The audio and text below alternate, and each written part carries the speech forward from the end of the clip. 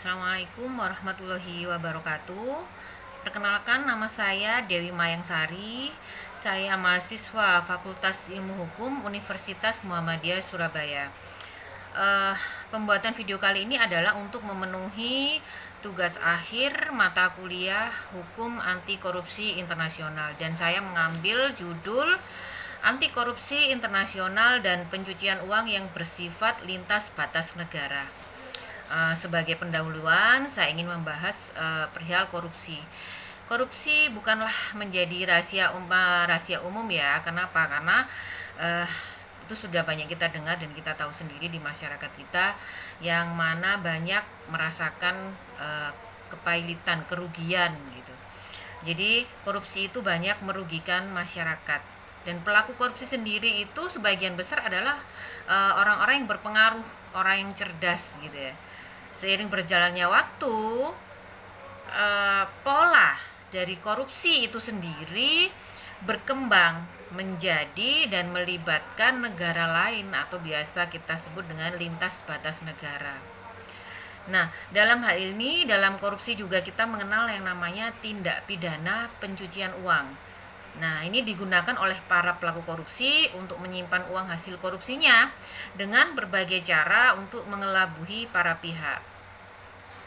Nah, untuk itulah korupsi menjadi perhatian tidak hanya di negara sendiri, melainkan juga di berbagai negara, karena telah termasuk di dalam kejahatan transnasional, yaitu kejahatan yang melibatkan atau menyangkut dua negara atau lebih. Korupsi sendiri itu memiliki banyak sifat negatif. Di antaranya, korupsi itu bersifat merusak, kemudian berdampak pada hak asasi manusia, dilakukan oleh orang-orang cerdas dan berjabatan tinggi. Pasti dilakukan lebih dari satu orang, dan yang pasti selalu merugikan aset negara.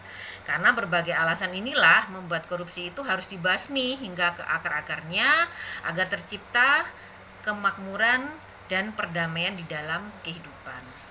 Nah, sebagai pembahasan, saya ingin mengulas bahwa definisi dari kejahatan lintas batas negara itu adalah suatu bentuk kejahatan yang mengancam kehidupan sosial, ekonomi, politik, keamanan, dan perdamaian dengan melewati batas negara sehingga menjadi perhatian secara internasional. Di Indonesia sendiri, tindak pidana pencucian uang dikategorikan sebagai kejahatan lintas batas negara. Nah, pencucian uang sendiri itu merupakan upaya tadi, perbuatan untuk menyembunyikan atau menyamarkan asal-usul uang atau harta kekayaan.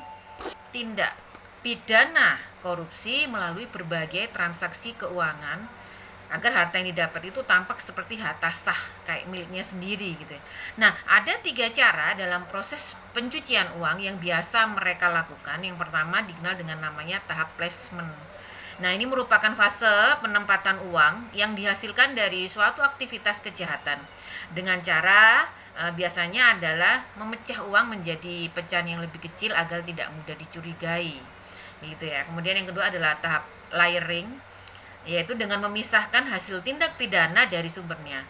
Cara yang biasa digunakan adalah dengan membeli aset, kemudian berinvestasi, atau dengan menyebar uang tersebut melalui pembukuan rekening bank di beberapa negara. Nah, ini sudah melibatkan negara lain. Kemudian yang 3 adalah tahap integration. Nah, di tahap ini merupakan upaya menggunakan hasil kejahatan yang tampak sah untuk dinikmati langsung maupun diinvestasikan dalam kegiatan ekonomi yang sah, gitu ya. Nah, banyaknya tahapan-tahapan tersebut itu memang dimaksudkan agar pemerintah itu susah, gitu ya, susah untuk membuktikan bahwa harta tersebut adalah harta hasil tindak pidana korupsi. Nah, cara yang efektif adalah dengan cara pembuktian terbalik. Apa itu pembuktian terbalik? Adalah si koruptor itu sendiri harus membuktikan bahwa harta yang dimilikinya adalah hasil jeripayanya sendiri, bukan hasil dari korupsi. Nah, semakin meningkatnya kasus korupsi yang melibatkan lintas batas negara, maka negara-negara ini bekerja sama untuk memberantas Nah, lahirnya Konvensi PBB menentang tindak pidana transnasional yang dikenal dengan ANTOTS pada tahun 2000. Kemudian pada tahun 2003 PBB juga membentuk UNCAC ya, yang bertujuan untuk mencegah korupsi secara global dengan melakukan kerjasama internasional. Dan UNCAC ini adalah satu-satunya perjanjian multilateral anti korupsi internasional yang mengikat secara hukum dan mengakui pentingnya tindakan pencegahan dan hukuman, membahas sifat lintas batas negara dari korupsi dengan ketentuan tentang kerjasama internasional dan pengembalian hasil korupsi. Nah, dari sedikit pembahasan tadi dapat saya simpulkan bahwa korupsi telah menjadi masalah internasional. Maka dari itu diperlukan kerjasama antar negara untuk memberantasnya. Selain itu juga korupsi tentu saja harus diperbaiki di dalam diri lembaga itu sendiri dengan cara misalkan dengan melakukan audit keuangan secara berkala. Kemudian dalam kehidupan berbangsa dan bernegara tentu harus ada aturan hukum yang mengatur terkait kasus korupsi itu sendiri, sehingga itu akan membuat para koruptor itu menjadi jerah.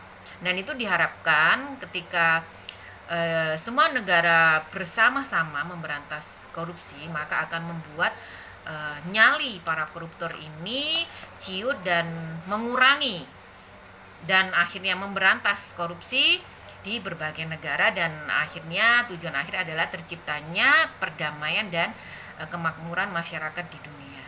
Terima kasih, itu sedikit yang saya sampaikan. Mohon maaf yang sebesar-besarnya kalau ada salah-salah kata, dan mohon maaf karena pengetahuan saya masih sedikit. Terima kasih. Wassalamualaikum warahmatullahi wabarakatuh.